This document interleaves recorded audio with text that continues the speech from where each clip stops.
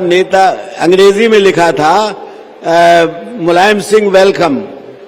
तो नेताजी ने वो पर्चा फाड़ दिया और कहा कि ये मेरी बेइज्जती है कि अंग्रेजी में मेरा नाम लिखा है तमिल में, यहाँ पर लिखा होना चाहिए तमिल में होना चाहिए था, तमिलनाडु में तमिल में होना चाहिए था कि मुलायम सिंह जिंदाबाद, तब मैं समझता। इस बात से इतने प्रभावित हुए वहां के साहित्यकार, वहां के तमिल बोलने वाले कि उन्होंने इनका एक अभिनंदन किया।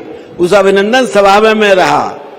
तो एकमात्र नेता हिंदुस्तान का है, मैंने उनके साथ बहुत दिनों हिंदी के लिए काम किया है, तो एकमात्र नेता है जो तमिलनाडु से हिंदी की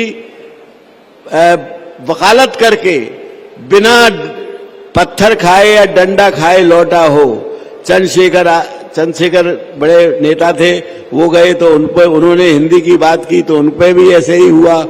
जब यहाँ तक राजगोपालाचार्य जी के साथ हुआ, तो ये उनका बड़प्पन था। नेताजी ने एक इंदौर में मुख्यमंत्रियों की सभा की, हिंदी बेल्ट के मुख्यमंत्री। उस सभा में जब नेताजी जाने लगे तो जो कुछ लड़के थे उनको भड़का दिया था, कहा ये तो हिंदुओं के विरोधी हैं। तो नेताजी की कार पलटने की कोशिश की कुछ लड़कों ने, तो नेताजी ने कार से उतर के कहा कि मेरा भाषण सुन लेना, उसके बाद तुम कहोगे तो हम तुमको कार पलटने की इजाजत दे देंगे। और उसके बाद उनका भाषण हुआ।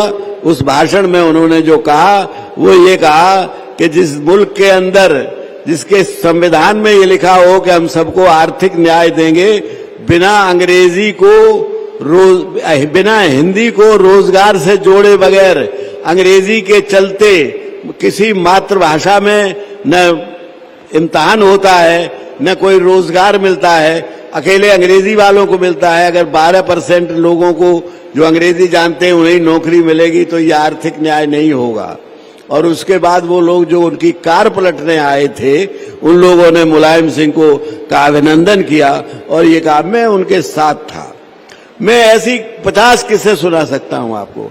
मुलायम सिंह वो महान व्यक्ति थे कि उन्होंने ये हमारे जो राष्ट्रपति